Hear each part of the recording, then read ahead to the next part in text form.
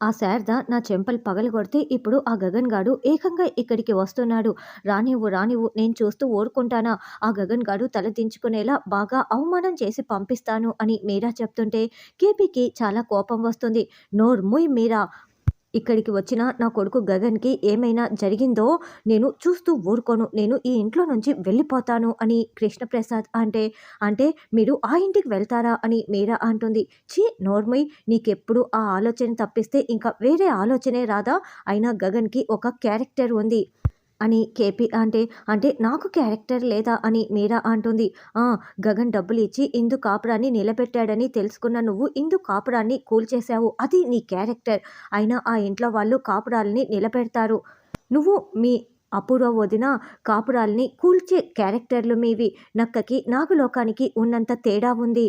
ఇందు చనిపోబోయిందన్న విషయం నీకు తెలుసా? తెలీదే.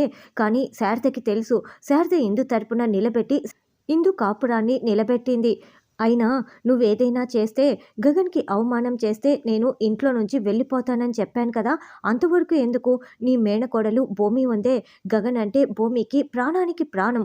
ఇప్పుడు నువ్వేదైనా చేశావంటే భూమినే మొత్తం నీ సంగతి తేల్చి చెప్పేస్తుంది. అయినా నేను ఇంట్లో నుంచి వెళ్ళిపోతానని చెప్పాను కదా!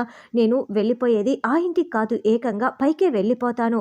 ఇన్ని రోజులు నేను చచ్చాననుకోని ఏడుస్తూ కూర్చున్నావు కదా! అప్పుడు శాశ్వతంగా పైకి వెళ్ళిపోతాను. అప్పుడు శాశ్వతంగా ఏడుస్తూ కూర్చో అని కేపీ వార్నింగ్ ఇచ్చి వెళ్తాడు. ఛ! అందరూ నా సవతిని, ఆ గగన్‌ని సమర్థించే వాళ్ళే అని మీరా ఏడుస్తూ ఉంటుంది. తరువాత గగన్ ఒక మంచి డ్రెస్ వేసుకొని అమ్మా! అమ్మా! అని కేకలు పెడుతూ పిలవటంతో ఏమైంది గగన్ అంటూ శారద వస్తుంది. అమ్మా! నా డ్రెస్ ఎలా ఉందమ్మా? అని గగన్ అంటే, రే గగన్ ఇది ఉదయం శరత్చంద్ర గారు ఇచ్చిన బట్టలు కదా అని శారద అంటే, అవునమ్మా ముహూర్తం కోసం ఇచ్చారు కదా మరి వేసుకోకపోతే ఎలా అని గగన్ అంటాడు. నువ్వు వేసుకోవటమే నాకు చాలా ఆశ్చర్యాన్ని ఇస్తోందని శారద అంటుంది. మావయ్యగా వచ్చి మరి బట్టలు ఇచ్చారు కదమ్మా! అప్పుడే కదా నేను బట్టలు వేసుకుంటేనే కదా ఆయనకి గౌరవం. ఇంతకీ భూమి ఎక్కడా అని గగన్ అడగటంతో గదిలో రెడీ అవుతోందిరా అని శారద చెప్తుంది. నేరుగా గగన్ భూమి రెడీ అవుతూ ఉంటే డోర్ ఓపెన్ చేసేస్తాడు. చీర కట్టుకుంటున్న భూమి ఉలిక్కిపడి నేను రెడీ అవుతున్నాను కదా బావ వచ్చే ముందు పిలిచి రావచ్చు కదా అని భూమి అంటే, ఇప్పుడు పిలిచి రావాలి అంతే కదా అంటూ గగన్ డోర్ దగ్గరికి వెళ్ళి గడియ పెట్టేస్తాడు. ఏంటి బావ గడియ పెట్టేస్తున్నావు అని భూమి టెన్షన్ పడుతూ ఉంటే, నేను నీ భర్తనే కదా! మరి చీర కట్టుకుంటున్నప్పుడు నేను వస్తే ఎందుకు నువ్వు అంతలా టెన్షన్ పడుతున్నావు అని గగన్ ప్రశ్నిస్తూ ఉంటే, బావ చీర కట్టుకుంటున్నప్పుడు ఎవరైనా వస్తే అది భర్త అయినా సరే ఆడపిల్లలు ఇలాగే కంగారు పడతారు అని భూమి చెప్తుంది. నువ్వు ఆడపిల్లవి కాదు అగ్గి పుల్లవు అంటూ గగన్ భూమి ముఖంపై వేలిని టచ్ చేస్తూ చెప్తూ, అంటే నేను నీ మెల్లో తాళి కట్టిన భర్తనంటావు అంతే కదా అని గగన్ అంటే, అవును అందులో అనుమానం ఏముంది అని భూమి అంటుంది. అది నిజమా కాదా అన్నది ఈరోజు రాత్రికి మొత్తం తేలిపోతుంది. రెడీగా ఉండు అంటూ గగన్ భూమి దగ్గరికొచ్చి వార్నింగ్ ఇచ్చి వెళ్తాడు. తర్వాత నక్షత్ర గోరింటాకు భుజంపై తడుతూ ఈ శోభనం జరగకూడదు, శోభనం జరగకూడదు అని అరుస్తూ ఉంటుంది. చూడు ఇదిగో నా భుజంపై ఇలా తడితే నాకు నొప్పెడుతుంది. ఈ స్తంభాన్నే నా భుజం అనుకొని తడుతూ చెప్పుకో. అయినా కూడా శోభనం జరిపిస్తున్నది మీ అమ్మ నాన్న అయితే నువ్వు జరగకూడదంటే ఎలా ఆగుతుంది చెప్పు అని గోరింటాకు చెప్తూ ఉంటే అప్పుడే చెర్రి అక్కడికి వచ్చి ఇదిగో లిస్ట్ రాయాలి నేను చెప్తాను నువ్వు రాయని పేపర్ పెన్ను ఇస్తూ ఉంటే నేనెందుకు రాయాలి రాయనని నక్షత్ర మొండికేస్తూ ఉంటుంది. అయితే నువ్వు రాయనంటే రాయనంటావు. ఇదే విషయం వెళ్ళి నేను మామయ్యకి చెప్పేస్తాను. మామయ్య చెప్తేనే వచ్చానని చెర్రి అంటే, ఏ ఆగాగు రాస్తానని నక్షత్ర అంటుంది.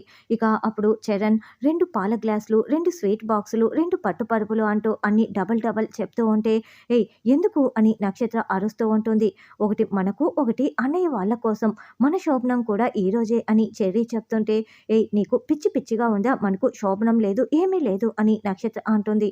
అయితే ఇదే విషయం వెళ్ళి మీ నాన్నకి చెప్పేసేయ్ నక్షత్ర అని చెర్రి అంటాడు. అయ్యో అప్పుడు తేడా కొడుతుందేమో కదా బాబు అని గోరింటాకు అంటే, మరి ఏం చేయను గోరింటాకు నేను వెళ్ళి చెప్తే బాగుండదు కదా!